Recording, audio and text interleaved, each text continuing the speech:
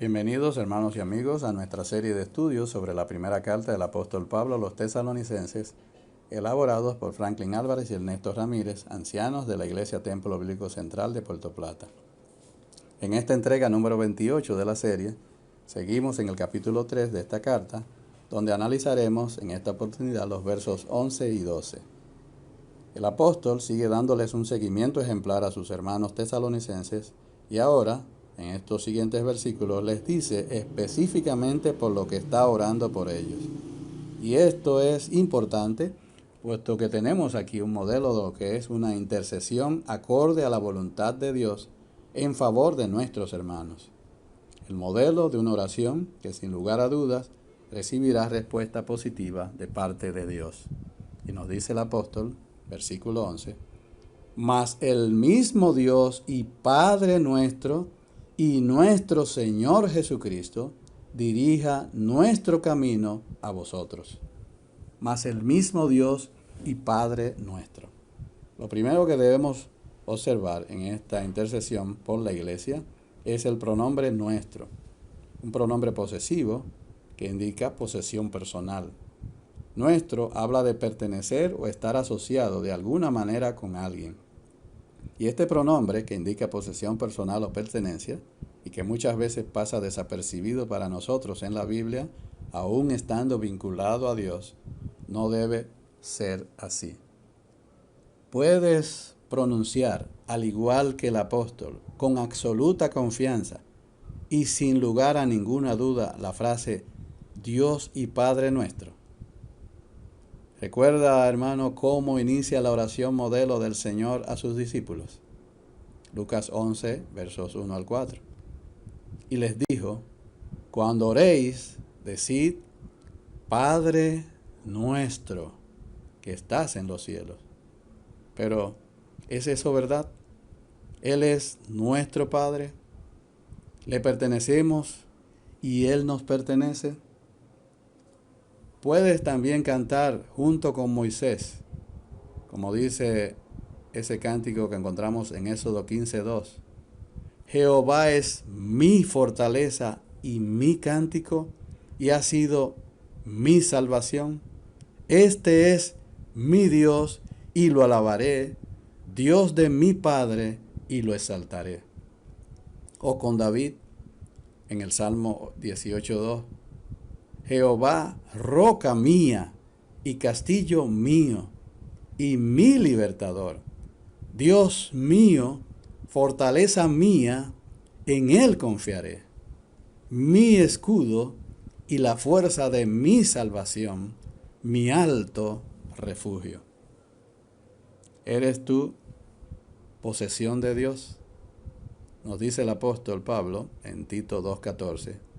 Quien se dio, Jesucristo, a sí mismo por nosotros para redimirnos, que significa comprarnos a precio de su propia sangre, para liberarnos, y continúa el apóstol, de toda iniquidad y purificar para sí un pueblo propio, celoso de buenas obras.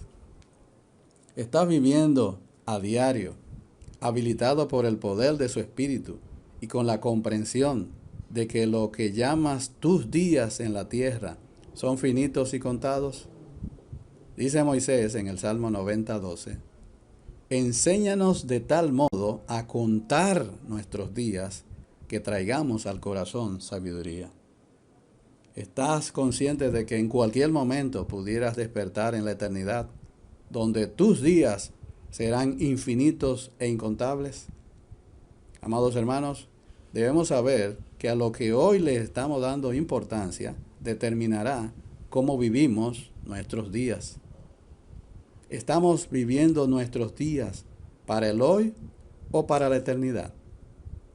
La oración de Moisés que acabamos de citar, enséñanos a contar de tal modo nuestros días que traigamos al corazón sabiduría, consiste en pedirle a Dios que nos permita hacer una evaluación de la vida de tal modo que seamos verdaderamente sabios para que podamos actuar como si viéramos toda nuestra vida de principio a fin. Por si usted no lo sabe, Dios ve todo el recorrido de nuestra vida en una sola vista, de principio a fin. Además, Él es quien ha determinado el tiempo, la manera, la circunstancia en que nuestra vida terminará. Y aunque Él sabiamente nos lo ha ocultado, puede permitirnos actuar como si tuviéramos la capacidad de ver toda esa visión por nosotros mismos. Si alguien supiera cuándo, dónde y cómo va a morir, podríamos estar seguros que esto ejercería una influencia importante sobre él en cuanto a la planificación y administración de las cosas que entienda que son importantes en su vida y en su forma general de vida. La oración de Moisés es que Dios nos permita actuar como si tuviéramos esa visión. El regreso del Señor es inminente, lo que significa que puede ocurrir en cualquier momento. Así que el Señor nos conceda, hermanos, el deseo y el poder, porque de Dios es el que produce en nosotros el querer como el hacer por su buena voluntad, de vivir a la luz de esa asombrosa verdad, para que podamos recibir también una gran recompensa, tal cual como nos dice el apóstol Pablo en 2 Timoteo 4:8. Por lo demás, hermano, por lo demás está guardada la corona de justicia. Me está guardada la corona de justicia, la cual me dará el Señor, juez justo, en aquel día, no solo a mí, sino también a todos los que aman su venida. Recompensa o reprimenda que recibiremos en ese evento conocido como el Tribunal de Cristo. Lo que hagamos durante nuestra corta estadía en este planeta determinará cómo disfrutaremos en la eternidad. Pronto veremos a nuestro Señor. Que su inminente regreso sobrecargue nuestros corazones, mentes y espíritus y nuestras almas para vivir diariamente para su gloria y honra, esperando cada día con anhelo nuestra bendita esperanza, Cristo Jesús. En esta oración del apóstol Pablo, no solo se dirige al Dios y Padre nuestro, sino que también involucra nuestro Señor Jesucristo, que dirigirse al Señor Jesús como el objeto de su oración junto con el Padre, es atribuirle a Él una completa deidad. Hacer a Cristo uno con el Padre, con la facultad de escuchar y contestar la oración, es ponerlo a Él con el Padre como igual en poder y gloria. Para un monoteísta, es decir, que cree un solo Dios tan fuerte como lo era Pablo, esto hubiera sido impensable si hubiera considerado en alguna manera a Jesús como un simple hombre, por muy exaltado que éste pudiera ser. Su visión de Cristo se subraya aún más por el hecho de que el verbo dirija, del griego kateusuno, está en singular en número. El accidente del verbo que nos dice cuántas personas realizan la acción. Aunque el sujeto es plural, Dios y Padre nuestro y nuestro Señor Jesucristo, Él utiliza este verbo en singular, dirija. Difícilmente se puede concebir una forma más fuerte en que Pablo indique su aceptación incuestionable del señorío de Jesucristo y su unidad con el Padre. Y el hecho de que esto ocurra en su oración y no en una discusión doctrinal, indica que era parte de la fe aceptada de los tesalonicenses y de Pablo. Era una parte esencial de la fe de la iglesia cristiana desde el mismo principio. Aquí vemos implícito en la primera carta de Pablo el señorío de Jesucristo, que se hace explícito en la epístola a los Colosenses. En otra oportunidad quizás la analizaremos también. Durante muchos años se discutió si realmente Cristo era Dios, de tal forma que pasó a ser un dicho proverbial, aplicándose a los pleitos en donde todos gritaban y ninguno se entendían, y a las riñas y reyertas muy grandes y ruidosas una de las más controversiales y más conocida fue la del Concilio de Nicea, en donde Arrio, el verdadero padre de los llamados testigos de Jehová, sostenía que, y cito, el verbo que se unió a la carne humana no era igual al Padre, sino el primero y más noble de los seres creados. Por medio de él, Dios creó a los demás seres, decía Arrio. Esta controversia terminó en el 325 después de Cristo, cuando se emitió el llamado Credo de Nicea, que entre otras cosas dice: creo en un solo Señor, Jesucristo, Hijo único de Dios, nacido del Padre antes de todos los siglos, Dios de Dios, luz de luz, Dios verdadero de Dios verdadero, engendrado, no creado, de la misma naturaleza del Padre. Pero mucho más importante que este credo es lo que vemos, por ejemplo, en Colosenses 1:17. Y Él, es decir, Cristo, es antes de todas las cosas, y todas las cosas en Él subsisten. Él es, del griego esti, verbo en tiempo presente y modo indicativo de eimi, que significa existir. El tiempo imperfecto del hebreo también sugiere eternidad. Y por lo tanto, la existencia del Hijo es independiente del tiempo, es lo que señala el apóstol Pablo en este versículo.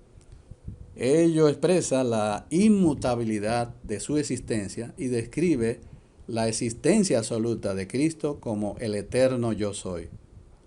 Así Pablo nos dice que Jesús vino a ser antes de todas las cosas. No solamente vino a ser antes de todas las cosas, sino que Él es continuamente antes de todas las cosas. W. Bind afirma que Pablo hace una clara declaración de su eternidad, de su eterna persistencia como el Hijo. Durante todo el pasaje hay una presentación de su deidad, su relación, su poder creador y sostenedor como el Hijo de su amor, el amor del Padre.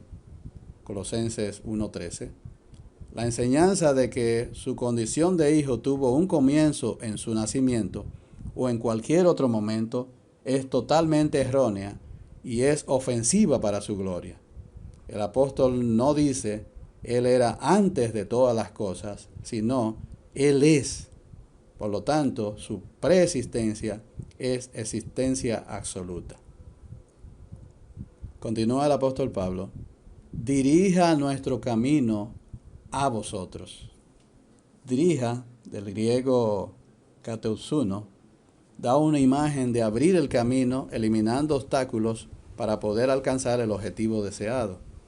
Pablo reconoce la inutilidad de los esfuerzos personales para una nueva visita, a menos que Dios despeje el camino y elimine los obstáculos que Satanás había colocado previamente en su camino de regreso, que lo hizo para el apóstol Pablo intransitable.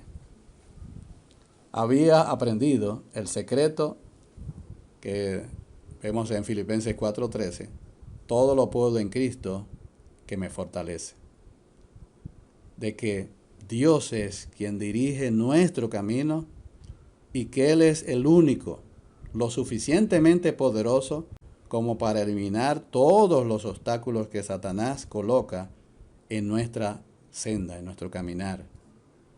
Estos misioneros están haciendo sus peticiones, pero reconocen que el Dios soberano es el ordenador supremo de lo que acontece, de todo lo que acontece.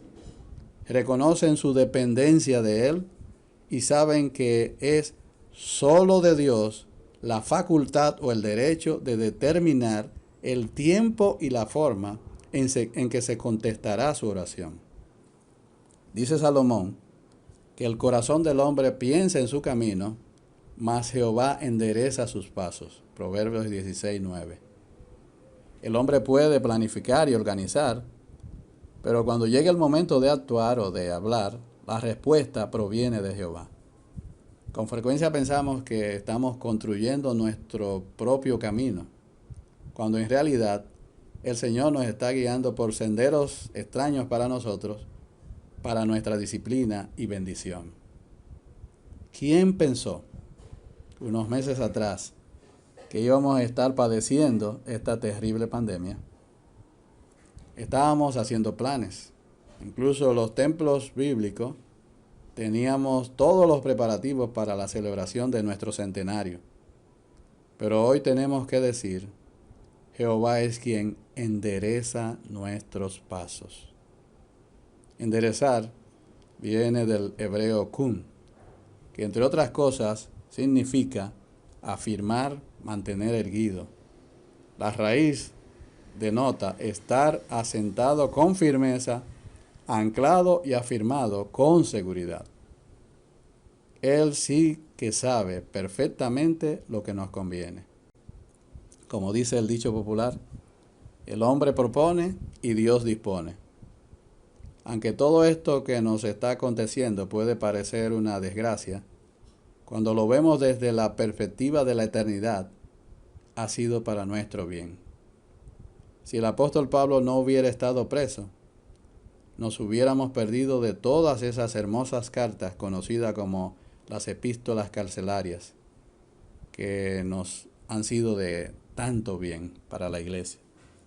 Si José no hubiera estado encarcelado, no llegaría a ser segundo después de Faraón y ser de gran bendición cuando vinieron esos 7 años de escasez, no solo para Egipto y para su familia, sino para países contiguos como eran Canaán, Siria y Arabia.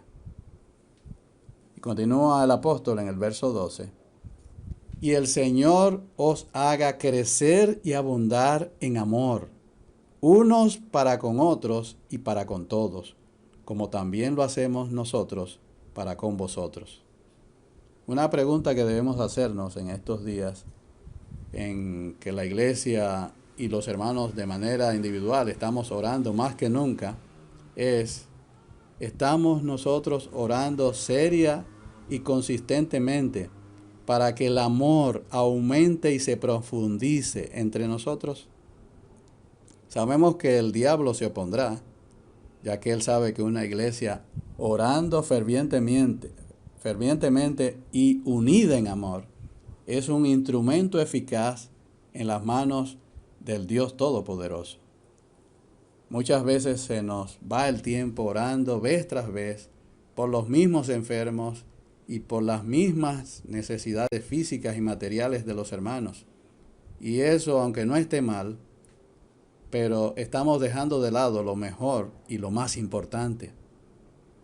Vamos a suplicar en nuestras oraciones privadas y en nuestras oraciones colectivas por las necesidades espirituales de nuestra iglesia.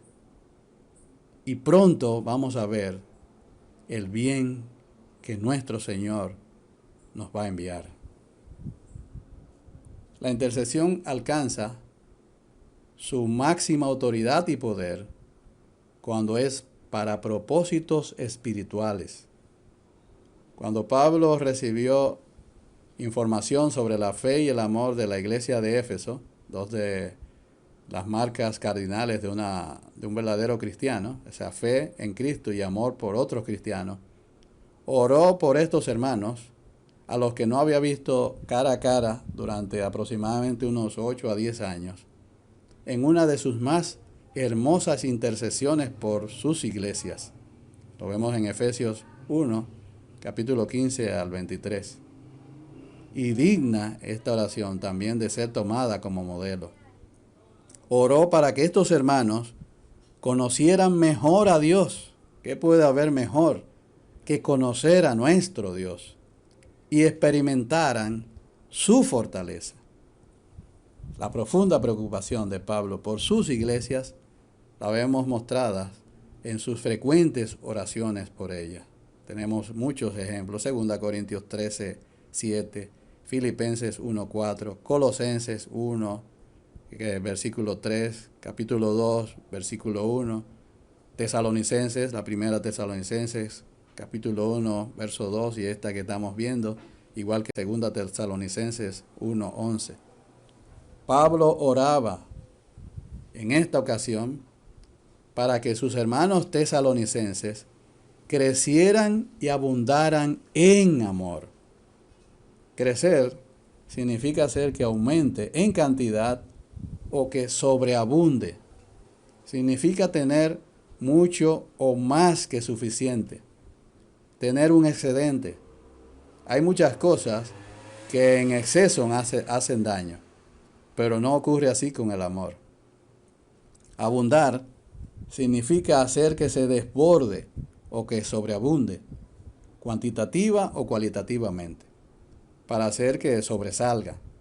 Significa exceder un número o medida. Suponemos que el amor ya estaba presente en la vida de los tesalonicenses. La solicitud ahora es que pueda crecer hasta alcanzar la plenitud. Su presencia desbordante es la evidencia tangible de una fe sólida. Cuando hay amor sobreabundante, hay una fe sólida. El amor cristiano genuino, cuyas características se exponen en 1 Corintios 13, es lo único en la vida cristiana que puede llevarse en exceso. Este amor abundante se expresará, en primer lugar, en sus relaciones mutuas. Dice el apóstol, unos para con otros, pero también se ha de manifestar para con todos, no solo los cristianos en otros lugares. Pablo está orando por un círculo de amor cada vez más amplio, incluso por los no salvos, es decir, todos los hombres. Para los tesalonicenses perseguidos, esto también significaba amar aún a sus enemigos, como lo ordenó el Señor en Mateo 5:44. Mostrar amor a sus perseguidores era la verdadera protección contra la tendencia natural a tomar represalias cuando nos maltratan. Y querido amigo, que pudiera estar escuchándonos también, tal amor no es natural para el hombre que no ha nacido de nuevo. Puede ser conocido y practicado solo cuando es recibido como un regalo del Señor. Y Él hace que crezca y abunde más y más. La frase final del verso 12, como también lo hacemos nosotros para con vosotros. Aquí Pablo se puso como un modelo de amor para ser imitado. Qué maravilloso sería, hermanos, si viviéramos de tal manera que pudiéramos decirle a los demás, incluso nuestros hermanos cristianos como también al mundo en sentido general, amen a los demás tal como lo hacemos nosotros para con vosotros. Reconsideremos, hermanos, nuestras oraciones. Dejemos de orar solo o principalmente por las necesidades físicas o de salud de aquellos en nuestra iglesia y de esa multitud de solicitudes que nos llegan de todo lugar. No es que no lo hagamos, sino que no se conviertan en lo único por lo que oramos. Y comencemos a interceder fervientemente, diariamente y principalmente por las necesidades espirituales de nuestra iglesia. Y luego observemos lo que Dios hará. Hará algo sobrenatural. No lo garantizo yo ni Franklin. Lo garantiza Dios mismo en su palabra, por lo que puede tener plena confianza en la verdad contenida en ella. Nos dice 1 de Juan 5, 14 y 15. Y esta es la confianza que tenemos ante Él, que cuando pidamos algo conforme a su voluntad, Él nos escucha. Y si sabemos que nos escucha en cualquier cosa que pidamos, y aquí añado yo conforme a su voluntad porque es lo que acaba de decir arriba, sabemos que tenemos las peticiones que les hemos hecho. El tiempo se ha terminado. Dios mediante, estaremos con ustedes en el día de mañana. Queridos hermanos, sigan orando por nosotros y si han recibido alguna bendición por medio de estos estudios, háganoslo saber. Que el Señor les bendiga.